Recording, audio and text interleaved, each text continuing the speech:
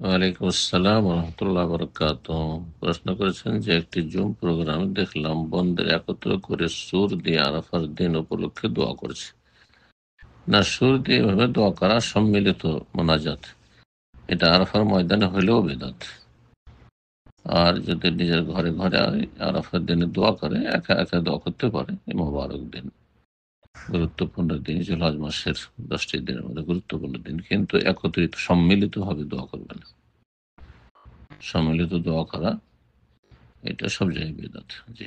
আর একজন দোয়া করছে এরকম সুর ধরে, আর তার সাথে সব আমিন আমিন বলবে, এটা বেদাতি কাজ। আর আল্লাহ হেদায়েত দান করে, সব বেদাতিদের কাজ। ওয়ালাইকুম আসসালাম রহমতুল্লাহ বরকাত।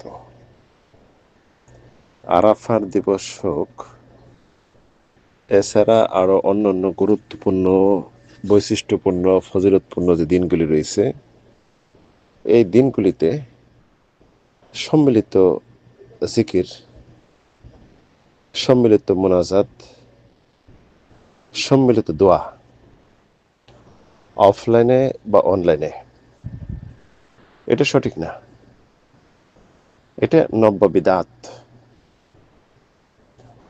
আব্দুল্লাহ ইবনে মাসউদ রাদিয়াল্লাহু আনহু মসজিদে প্রবেশ করলেন রাসূলের মৃত্যুর কিছুদিন পরেই। দেখলেন যে নামাজের পর মুসল্লিরা বসে একত্র হয়ে একজন বলতেছে এতবার তাসবিহ পড়ো, এতবার তাসবিহ পড়তেছে সবাই, এরকম মানে ঐক্যবদ্ধ এক হয়ে সুবহানাল্লাহ আলহামদুলিল্লাহ তাসবিহগুলি। আব্দুল্লাহ ইবনে মাসউদ তখন গেলেন, বললেন যে এগুলো কি করতেছো তোমরা? বলছে এটা তো আমরা তাসবিহ পড়তেছি এটা। তখন আব্দুল্লাহ ইবনে মাসউদ নিষেধ করলেন যে সবেমাত্র রাসূলের মৃত্যু হয়েছে, এখন তোমরা বেদাত নিয়ে আসছো। তো বললো যেটা আমরা বেদাত না, তো বলছে এটাই বেদাত। রাসূলের জামানায় যে পদ্ধতি, যে ধরন ইবাদতের ছিল না, সেটা হবে বিদাত। দোয়া একটা গুরুত্বপূর্ণ ইবাদা।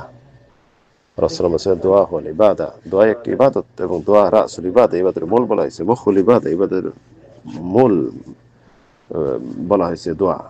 তো এই দোয়ার ক্ষেত্রে যদি এরকম সম্মিলিত হয়ে ঐক্য এক হয়ে, বা এরকম জুমে অ্যাপসে, বা এরকম অফলাইন অনলাইন যেটাই হোক না কেন, এটা বেদাতের অন্তর্ভুক্ত, এটা সঠিক না। আল্লাহ জাতিকে হেদায়েত দান করুন। ওয়ালাইকুম আসসালাম রহমতুল্লাহ বরকাত। বিসমিল্লাহ ওয়াসসালাতু ওয়াসসালামু আলা রাসূলিল্লাহ। বাদ এইভাবে আপনার দলবদ্ধভাবে যে সম্মিলিত মোনাজাত বা দোয়া যেটা করা হচ্ছে, এটা স্পষ্ট বেদাত। কেননা আপনার যেই মৌলভী সাহেবে আপনার এই জুম ক্লাসে বা কোথায় কি করতেছে, আল্লাহ আল্লাহ আলম, সবাই মোনাজাত ধরে আছে, আমিন আমিন বলতেছে, আর সে দোয়া করতেছে আরাফার দিন বলে। সে তাকে বলেন যে আপনি একটু তাকে দেখেন তো, আরাফার আজকে যিনি খতিব ছিলেন, আরাফার ময়দানের যিনি লক্ষ লক্ষ মানুষের যিনি খতিব ছিলেন, সে খতিব সাহেব কি সবাইকে নিয়ে সম্মিলিত মোনাজাত করেছে? এই সম্মিলিত দোয়া করেছে? এই বিদাতির নতুন নতুন ধর্মকর্ম এদের মধ্যে চালু আছে, এগুলো বিদাত, এগুলোর মধ্যে যাবেন না আপনারা।